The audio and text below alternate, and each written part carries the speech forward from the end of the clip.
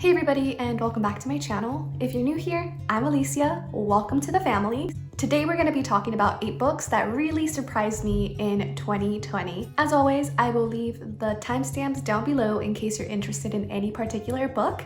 But without any further ado, let's get right into it. These books are not in any particular order. I'm just talking about them in the order that I wrote them down. The first book on this list is going to be Turtles All the Way Down by John Green. Turtles All the Way Down is a contemporary young adult novel, and it truly surprised the heck out of me.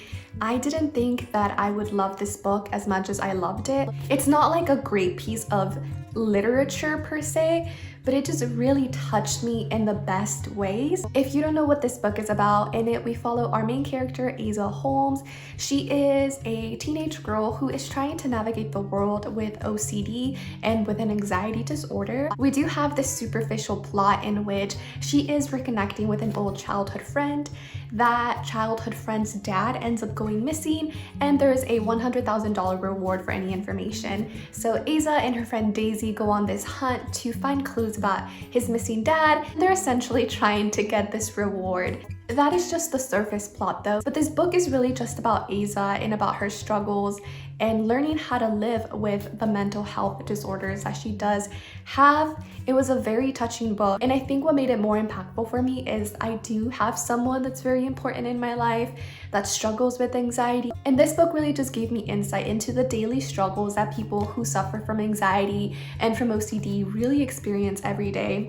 With that, I do want to give trigger warnings. Even though I myself don't struggle from anxiety, I felt anxiety reading this book because we are living in Asa's mind and we are in a way experiencing her anxiety as she's experiencing it. Make sure you pick up this book at a time where you feel like you can handle what's in it, even though it's a very short book and it's very simply written and it is for young adults. It's one that definitely hit me really hard, and I'm very thankful that I read this book. It's really interesting because I'm looking at my list and I have a lot of contemporaries on this list, but I don't really read contemporaries. It's one of my least read genres. But anyways, the second book on this list is A Burning by Megha Majumdar.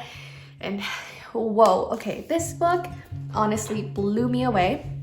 It is another contemporary novel set in India, and it's basically a multiple POV story, but that focuses on one central plot. Our central plot really revolves around one girl. Her name is Jivan.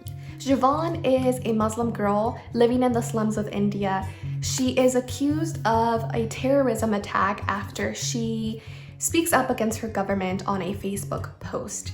That is what our main plot revolves around. However, we do follow 2 other points of views. I feel like this is a very important book, especially in our time, especially in the United States right now. Even though this takes place in contemporary India, in this book, we really have themes of power and justice and how should justice be carried out, when should it be carried out, and it really explores the effects of social media overall on the perception of someone that is convicted or accused of terrorism or any other act.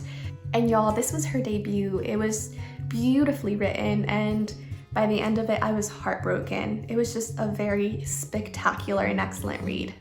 The next book on this list is another contemporary work, but this is a translated work, and this is The Vegetarian by Han Kang.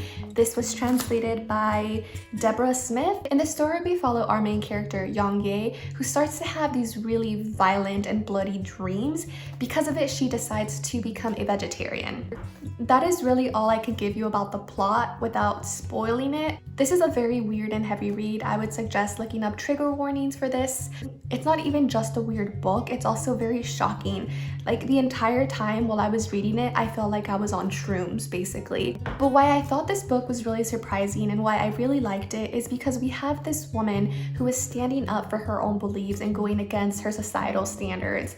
Her choice to have a more plant-like existence is seen as a resistance and subversion of her cultural identity, and because of it, she is not understood and she is often judged, and this book really explores that very well. What it's like, what are the consequences of going against your cultural identity and going against the status quo. It was shocking, weird, and difficult to read at times, but not difficult in a heavy way, difficult in a what the fuck way. So if that sounds interesting to you at all, I would recommend giving this book a go. I just want to point out right from the beginning though, you're either going to love it or you're going to hate it, because I feel like it's a very polarizing book.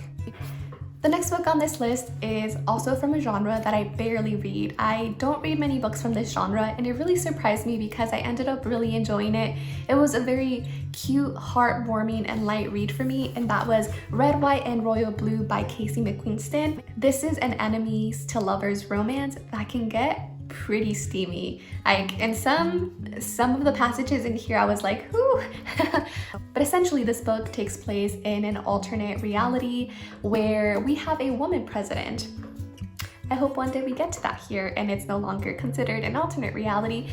But essentially in this book we follow the first son of the United States of America, and we follow Prince Henry of Britain.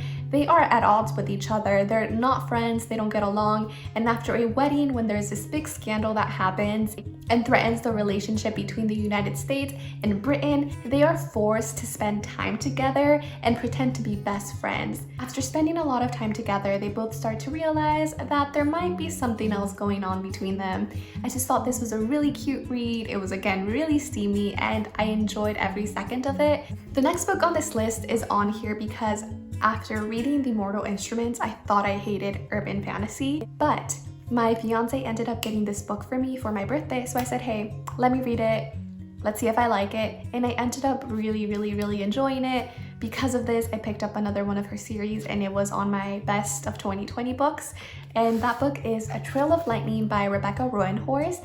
And this is an urban fantasy / dystopian fantasy. This is also the first entry into her 6-world series, which I'm not sure how long it will be, but only books 1 and 2 are out. Trail of Lightning takes place after a climate apocalypse has essentially flooded about 90% of Earth. In it, we follow Maggie, who lives in Adinatal, which is the former Navajo reservation. Adinatal has been reborn, and now gods and tricksters and other magical beings walk the earth. Maggie is a monster hunter who, at the beginning of the novel, ends up rescuing a little girl from a monster that took her. During this rescue, Maggie realizes that this monster is more advanced, and it's a monster she's never encountered before.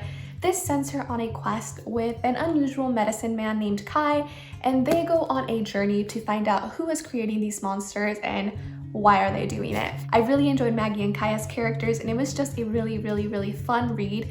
Again, this made me realize that I do like urban fantasies, especially when they're written really well, and Rebecca Roanhorse is one of my favorite authors now. The last book on this list, but by no means the least, is, you guessed it, another contemporary, and that is Little Fires Everywhere by Celeste Ng. This one really caught me by surprise because it's set in Shaker Heights, Ohio. It's this very cookie cutter neighborhood that is planned and everybody follows the rules. In it, we follow 2 main characters. One of our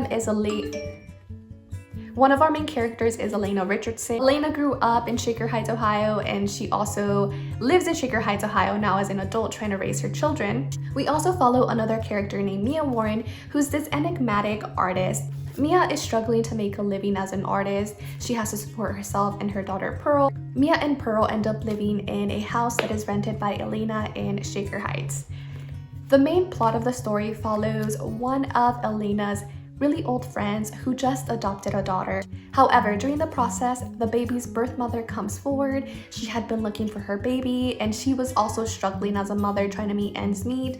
She realized that she loves her baby and that she wants her back, and after this, a custody battle ensues. This book really tackles motherhood, what it means to be a good mother, and what it means to be a good example. And how does that contrast to what societal views of motherhood are? I just found this book to be super well written. I love all the character perspectives that we get. I really like how Celeste Ng captured the different voices on different sides and really pulled them together into one cohesive narrative. I also really quite enjoyed how Celeste Ng really explored the theme of identity and what it means to disrupt the status quo. It was very insightful, a very good read, and one that kept me thinking a lot. I still think about it to this day. So that was it. Those were the 6 books that I found most surprising in 2020. Let me know down below if you've read any of them or what books surprised you. Thanks for watching, and I will see you on the next one. Bye!